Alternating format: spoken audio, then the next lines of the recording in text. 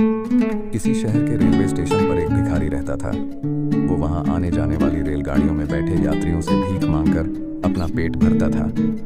एक दिन जब वह भीख मांग रहा था तो सूट बूट पहने एक लंबा सा व्यक्ति उसे दिखा।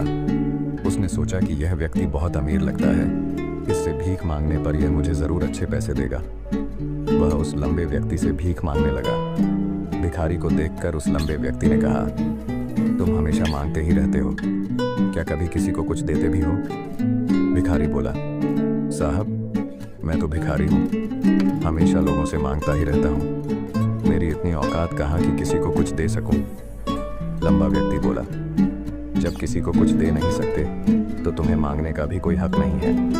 मैं एक व्यापारी हूँ और लेन देन में ही विश्वास करता हूँ। अगर तुम्हारे पास मुझे कुछ देने को हो तभी मैं तुम्हें बदले में कुछ दे सकता हूँ। इतना कहने के बाद वह लंबा आदमी ट्रेन में बैठकर चला गया। इधर भिखारी उसकी कही गई बात के बारे में सोचने लगा। उस लंबे व्यक्ति के द्वारा कही गई बात उस भिखारी के दिल में उतर गई।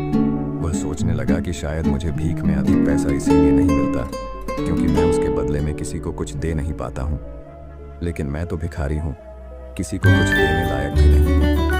लेकिन कब तक मैं लोगों को बिना कुछ दिए केवल मांगता ही रहूँगा?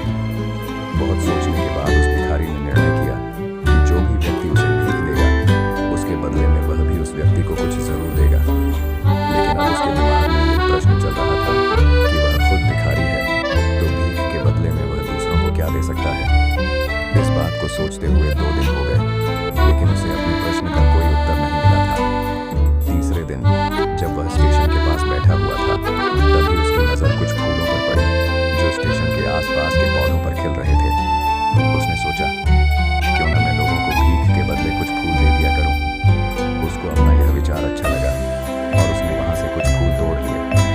अब वह ट्रेन में भीख मांगने पहुंचा। अब जब भी कोई उसे भीख देता तो उसके बदले में वह भीख देने वाले को कुछ फूल दे देता। उन फूलों को लोग खुश होकर अपने पास रख लेते थे। अब भिखारी रोज फूल तोड़ता और भीख के बदले में उन फूलों को लोगों में बांट देता था। कुछ ही दिनों में उसने महसूस किया कि अब उसे बहुत अधिक लोग भीख देने लगे हैं। वह स्टेशन के पास के सभी फूलों को तोड़ लाता था। जब तक उसके पास फूल रहते थे तब तक उसे बहुत से लोग भीख देते थे। लेकिन जब फूल बांटते बांटते खत्म हो जाते तो उसे भीख नहीं मिलती थी। अब रोज ऐसा ही चलता रहा। एक दिन जब वह भीख मांग रहा था तो उसने देखा कि वही लंबा व्यक्ति ट्रेन में बैठा है जिसकी वजह से उसे भीख के बदले फूल देने की प्रेरणा मिली थी। वह तुरंत उस व्यक्ति के पास पहुंच गया और भीख मांगते हुए बोला, आज मेरे पास आपको देने के लिए कुछ फूल हैं, आप मुझे भीख दीजिए तो बदले में मैं आपको कुछ फूल दूंगा। उस लंबे व्यक्ति ने उसे भीख के रूप में कुछ पैसे दे दिए और भिखारी ने कुछ फूल उसे दे दिए। उस लंबे व्यक्ति को ये बात बहुत पसंद आई। वह बोला, वाह क्या बात है, आज तुम भी मेरी तरह एक व्यापारी बन गए हो। इतना कहकर फूल लेकर वह लंबा व्यक्ति अपने स्टेशन पर उतर गया। लेकिन उस लंबे व्यक्ति द्वारा कही गई बात एक बार फिर से उस भिखारी के दिल में उतर गई। वह बार बार उस लंबे व्यक्ति के द्वारा कही गई बात के बारे में सोचने लगा और बहुत खुश होने लगा। उसकी आंखें अब चमकने लगीं।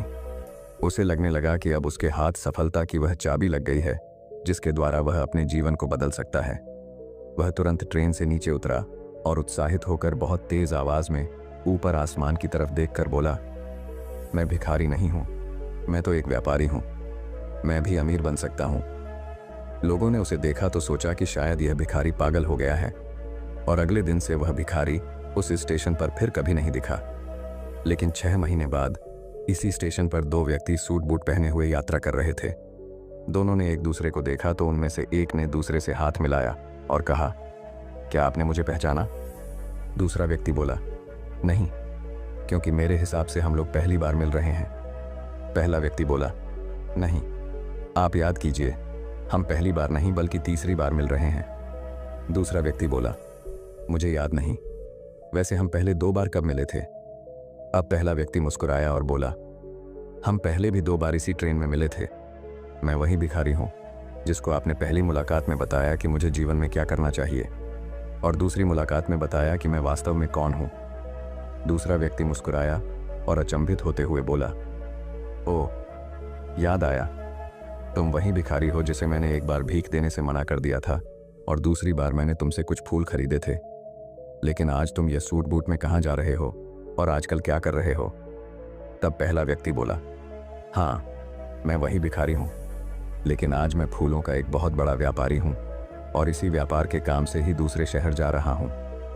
कुछ देर रुकने के बाद वह फिर बोला, आपने मुझे पहली मुलाकात में प्रकृति का वह नियम बताया था जिसके अनुसार हमें तभी कुछ मिलता है जब हम कुछ देते हैं। लेन देन का यह नियम वास्तव में काम करता है। मैंने यह बहुत अच्छी तरह महसूस किया है, लेकिन मैं खुद को हमेशा भिखारी ही समझता रहा। इससे ऊपर उठकर मैंने कभी सोचा ही नहीं। और जब आपसे मेरी दूसरी मुलाकात हुई तब आपने मुझे बताया कि मैं एक व्यापारी बन चुका हूँ। अब मैं समझ चुका था कि मैं वास्तव में एक भिखारी नहीं बल्कि व्यापारी बन चुका हूँ।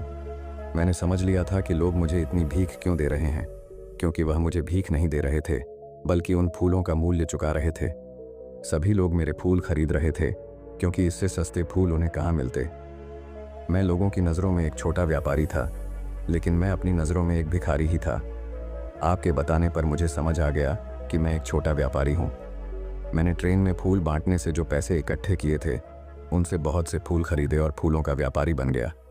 यहाँ के लोगों को फूल बहुत पसंद है और उनकी इसी पसंद ने मुझे आज फूलों का एक बहुत बड़ा व्यापारी बना दिया। दोनों व्यापारी अब खुश थे और स्टेशन आने पर साथ उतरे और अपने अपने व्यापार की बात करते हुए आगे बढ़ गए। दोस्तों, इस कहानी से हमें बहुत कुछ सीखने को मिलता है।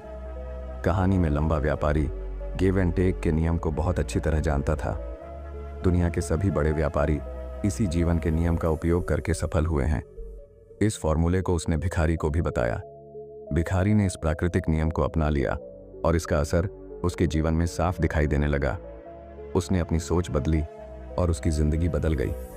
यह कहानी हमें बताती है कि हम यदि अपनी सोच बदल लें तो कुछ भी हासिल किया जा सकता है। यदि हम खुद को छोटा समझते रहेंगे तो हम हमेशा छोटे ही बने रहेंगे।